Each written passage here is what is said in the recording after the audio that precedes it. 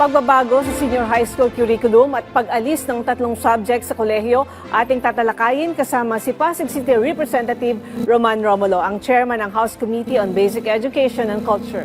Congressman, magandang tanghali po at welcome sa Bagong Pilipinas ngayon.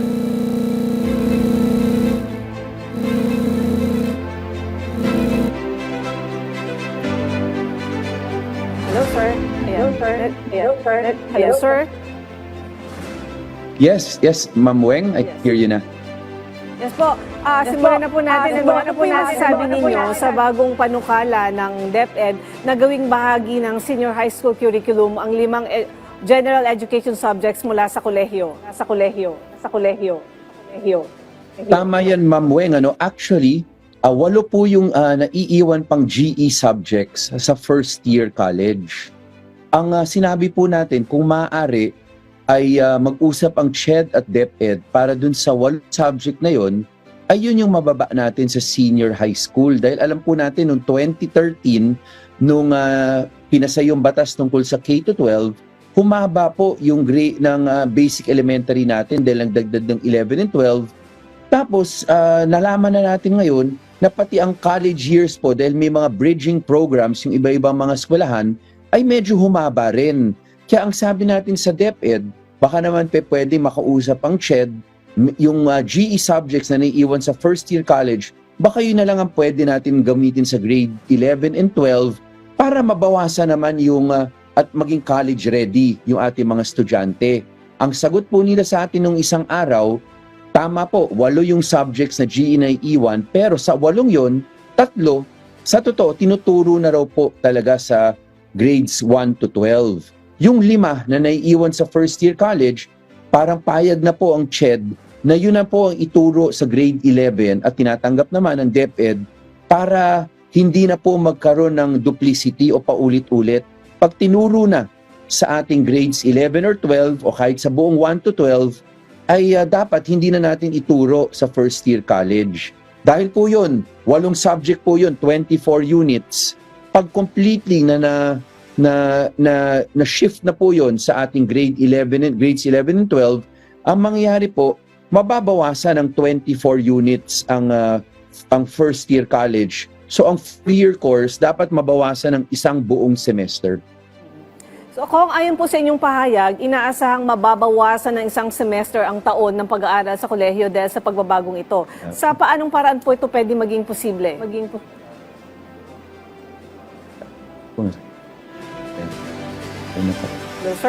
Hello, sir. Yes po. Opo. Meron po kayong pahayag po karaan na inaasahang mababawasan ng 1 semestre yung taon ng pag-aaral sa college dahil sa pagbabago na yan, ano? So, paano daw po ito magiging posible? Magiging posible po siya the moment ma-implement na po ng DepEd at ng CHED yung kanilang pag-uusap na yung 8 GE subjects completely po mabababa na po yan sa basic education sa K-12 sa grades 1, 2, 3, 4, 5, 6, 7, 8, 9, 10, 11. Tapos tatanggalin na po ng CHED. So baka sa susunod na academic calendar pa po yan para makapag-usap po talaga ang CHED at DepEd na masigurado na seamless yung pagbaba ng subject sa grades 11. Sir, sa usapin naman po ng acceleration o pag-skip ng senior high school, binanggit din po ninyo ang possibility na payagan yung mga grade 10 o 12, grade 10 or 11 students na lumaktaw ng senior high school at diretso na sa college kung sakali makakapasa sila. So ano pong naging batayan natin dito na kahit hindi na sila mag-grade 10 or 11, diretso na sila doon? Meron po bang batas na umiiral para dito? Sa totoo, Ma'am Weng, sa amin sa House of Representatives, meron na po kaming napasa on 3rd and final reading, yung Education Pathways Bill. Siyempre, kailangan po ng kakambal nun sa Senado.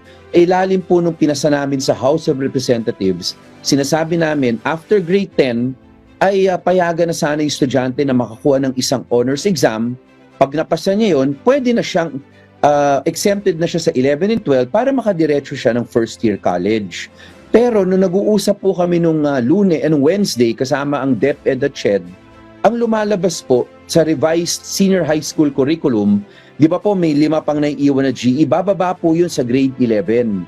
Pero sa grade 12, ang gagawin ng DepEd, puro electives. Kaya ang sabi po namin sa DepEd, kahit wala pang batas, ganap na batas, baka pwede na makagawa tayo ng pathway pagkatapos ng grade 11, pero kung pwedeng grade 10, better. Pero pagkatapos ng grade 11, since tapos na lahat ng core subjects, ay may paraan na yung estudyante after grade 11 makadiretso na sa first year college para makabawas po tayo ng grade 12 at makabawas tayo ng 1 sem sa colleges. Malaki pong tulong po yun sa isang pamilyang Pilipino kasi alam po natin na kahit free ang tuition fee, ay yung pang-araw-araw na gastusin, malaki pa rin.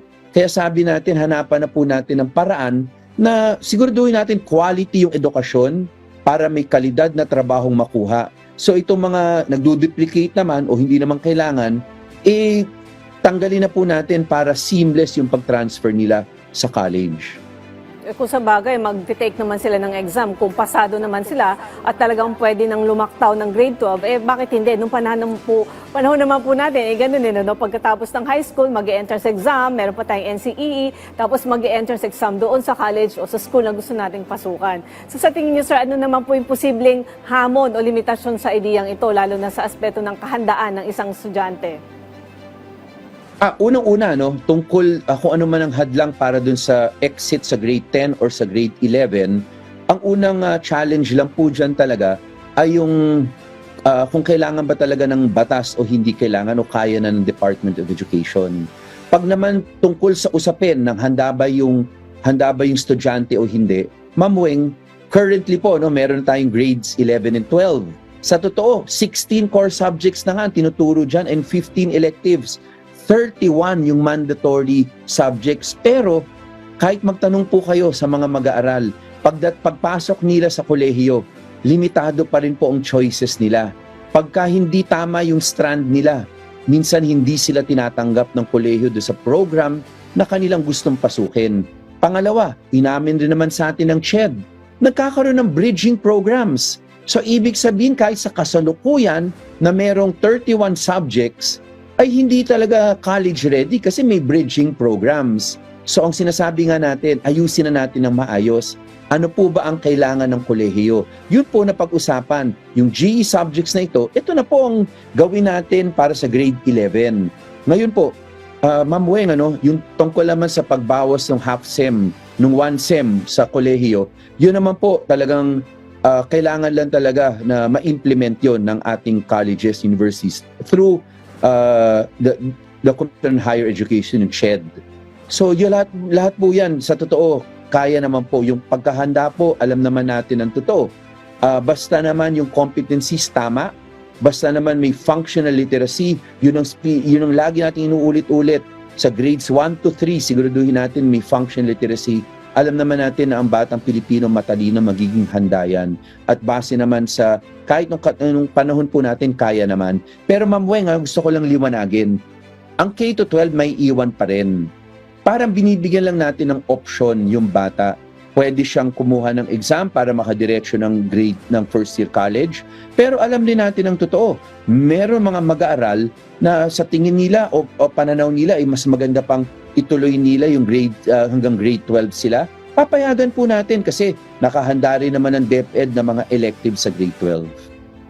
So kasi 'di ba, hindi naman sa nagmamadali tayo o nagtitipid tayo ng time pero marami din kasi kahit nasa college na yung sinasabi ninyo na yung sa strand, yung pagpe-prepare sa kanila sa college, I'm sure kayo or kahit sino sa mga kasama natin dito sa studio or yung mga nanonood, may mga kakilala tayo na nag-shift ng course habang nasa kalagitnaan na ng pag-aaral ng college, 'di ba? So wala tayong magagawa kung nagbagong isip nila o tingin nila ay hindi sila effective o magiging effective doon sa course na yon. So, sa tingin ninyo, makakatulong ito na talagang pag-isipan mo ng mabuti kung ano yung gusto nilang tahakin na landas doon sa kanilang pag-aaral at sa career na kanilang tinitignan in the future? That is correct, Ma'am Weng. In fact, yun yung isa sa pinupunan natin sa current na system ng K-12. Kasi ngayon po, pagtapos ng grade 12, papapiliin ka ng track. 4 po yan. Pag pinili mo yung academic track, papapiliin ka pa po ng strand. Ang nangyari po sa implementation nito sa kolehiyo, Ang mga kolehiyo naman, depende sa program o course na pipiliin ng bata, tinatanong nila, ano yung strand mo? Academic ka ba? Ano yung strand mo sa academic? Kung hindi tugma yung subjects ng strand mo, doon po nagkakaroon ng either hindi tinatanggap or may bridging programs. So sa kasalukuyan ng sistema po natin, nalimitahan na po natin yung learner. Grade 10 pa lang, kailangan alam na niya kung anong college na pipiliin niya. Dati po tayo, di ba? Well, on time ko po, hanggang grade 10 lang po ako yung 4th year high school. Pagdating naman ng kolehiyo, parang ando doon naman yung buong menu ng mga programs na pwede kong mag-enroll ako. Ang mangyayari nga lang po talaga, pag nag-shift ka, baka may ma-add ka lang. Dahil syempre may mga subjects na prerequisite habang umaakit ka sa ibang course. Pero ang mahalaga, Ma'am Weng, sa kasalukuyan na sistema ng K-12, dahil sa strands at sa tracks, talagang grade 10 pa lang alilimitahan na yung choices na programs o courses sa kolehiyo ng isang mag-aaral. Yun po yung gusto natin tanggalin. So, Sir, may iba naman po tayo, no? Sa naging pulong, natalaki rin po na maraming paaralan ang walang guidance counselors. Ano po ang inyong mungkahi para mapalakas yung guidance counseling program sa senior high school? Ay, salamat, Ma'am Weng. In fact, noong December, kakapirma pa lang po ni President BBM yung bagong batas na sinulat natin. Ito po yung pag-iengganyo talaga ng mga mas maraming registered guidance counselors na pumasok sa DepEd. Kasi Ma'am Weng, ito yung problema. Nung tiningnan po namin yung budget ng Department of Education, meron po siyang 5,000 items para sa registered guidance counselor. Pero pag tiningnan po ninyo, halos wala pang 1,000 ang aktual na registered guidance counselor na nag-a-apply para sa mga items na ito. So tiningnan po natin bakit. Ang rason po, para maging registered guidance counselor ka, kailangan may masteral degree ka. Pero yung pag pumasok ka ng DepEd, ang maximum salary grade mo ay salary grade 13. Maliit po yun para sa haba ng pinag-aralan ng isang registered guidance counselor. Dito sa bagong batas na ginawa natin, pinalawak po, unang-una, ginawa natin, sinigurado natin na pag registered guidance counselor, mas maganda ang career opportunities mo pag pumasok ka ng DepEd. Ang starting salary grade po, hindi na po 11, ginawa natin 16. Ang maximum dati 13, ngayon 24 na po. Pero sa 16 to 24 na po ngayon, pag pumasok ka ang isang registered guidance counselor sa ating DepEd. Pero alam rin natin ang totoo, hindi pa rin sapat yung numero ng registered guidance counselors. Meron po tayong 47,000 DepEd schools sa buong bansa. Meron lang po tayo 5,000 na registered guidance counselors. Meron tayong psychologists na more or less mga 2 to 3,000. Kulang po talaga. So, gumawa rin po tayo ng bagong posisyon na binigyan natin ng salary grade 11 to 15. Ito po yung mga nag-graduate ng mga allied courses o sabihin natin nag-graduate ng psychology pero hindi pa po wala pang masteral program. Pwede na rin pong pumasok at tumulong.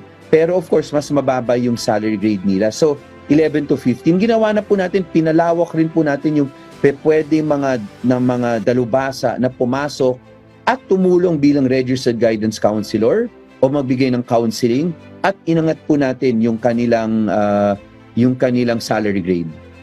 Okay, ito naman sir, sa mungkahi ng DepEd, naalisin ng 3 subjects na art appreciation, the contemporary world at ethics sa kolehiyo. Sa inyong pananaw sir, makakabuti ba ito sa kalidad ng edukasyon sa kolehiyo at pag inalis ito, ano pa po ibang subjects na pwedeng ipalit?